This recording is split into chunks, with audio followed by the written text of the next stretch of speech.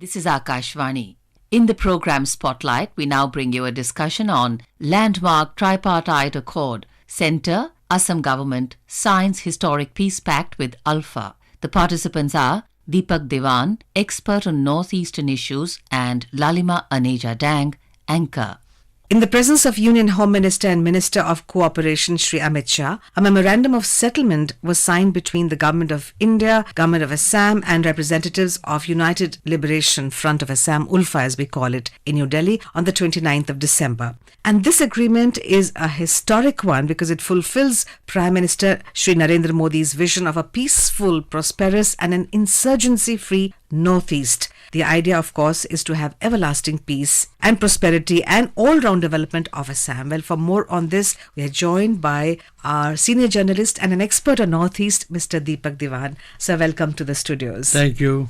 So when ULFA was established way back in 1979, the idea was, as it happens with most insurgency groups, is to give the indigenous people their due rights. Somewhere down the line, they lose popularity among civilians because the violence grows out of hand and then the foreign forces come and start sponsoring them. What would you say about this? Well, I think in a way you're right. See, this thing, Alpha has a long time of, they established themselves in 1979 and now it's 2023, end of the year. And during this, Alpha also went through a lot of ups and downs. As you mentioned, earlier they got tremendous support from the local population. I mean, there was something, that kind of fear, if you do something wrong, Alpha will be informed. So that kind of talk this was the street talk in Assam. So you can understand the influence of Alpha that time in the Assamese society. Right. But what went wrong, I tell you, during the course of their violence and anti-establishment drive, whatever they carried out,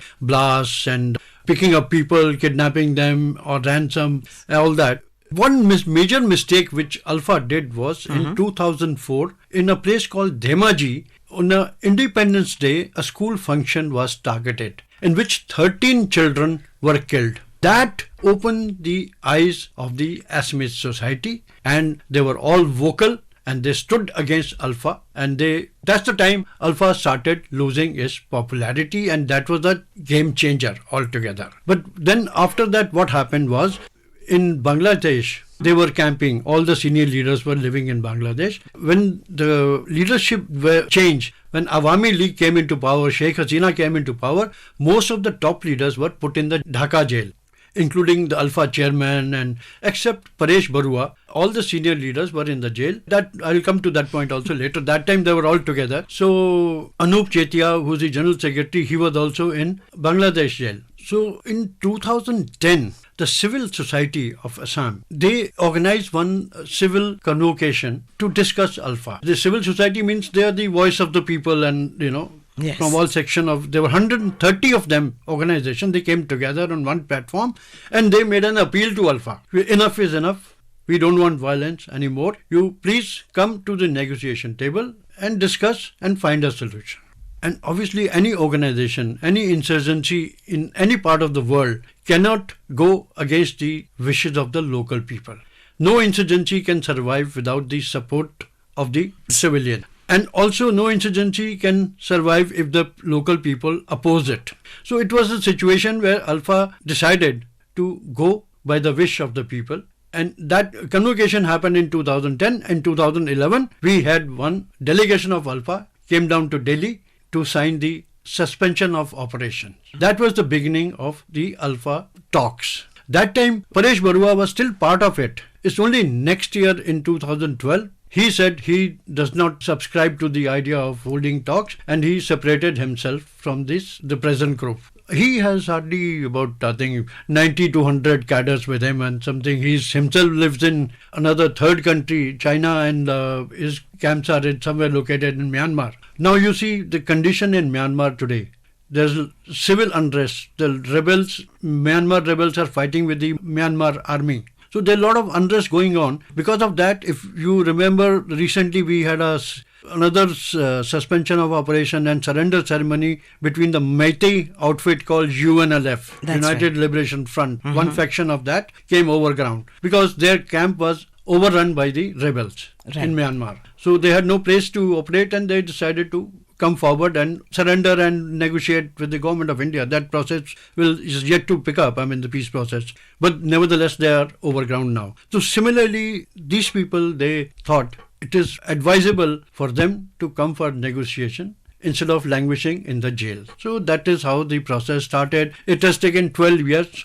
The process started with Alpha in 2011, as I mentioned. And now it's 2023. Yesterday, they signed this memorandum of settlement. And if you remember, I must tell you something. The Alpha was born parallelly with the Assam agitation period. If you remember, there was Assam agitation against the foreigners in Assam, led by ASU, All Assam Students Union, which was, that time the president of ASU was Prafulla Mahanta, and Bhrigu Phukan was a general secretary. So Alpha has not given up this demand. This is included in this memorandum of settlement. And even the chief minister who was present at the ceremony, Himanta Kumar Biswa, he also said yes, this agreement includes the safeguards to cultural identity and the land rights of the indigenous people of Assam. So I think it's a way forward, which should, this is one of the main points which have been agreed upon by Centre,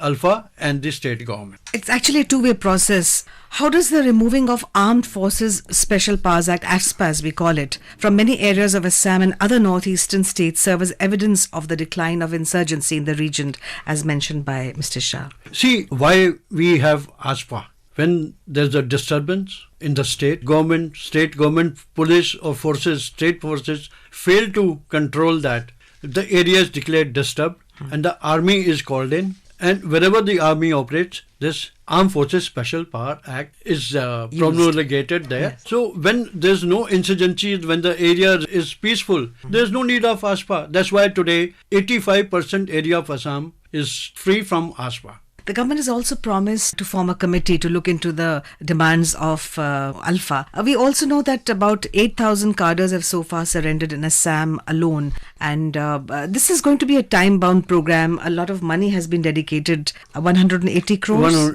Also the development package, the total package out of this yesterday's signed memorandum of settlement is that amount which you mentioned. You can't have extremism and development together, and it's been very close to Prime Minister's heart because he has made many visits to Northeast. A lot of developmental activities have started, a lot of infrastructure has been created, some is still in the process. So you think population understood that this extremism won't take them anywhere, and so that led to the Alpha choosing, as they say, ballot over bullet? That's why this MOU has been signed yesterday. See, the thing is, they knew while in jail, they realized what they were doing and what's going to happen to them. So for them, the way forward was only negotiation on the table. This is what I was told yesterday by Avanup Chetia, who is the General Secretary of the Alpha. He said, we had no option, but this was the best option available for us to carry on and bring some result through negotiation. So it has been a successful attempt, and I think the people are going to... Peace and development.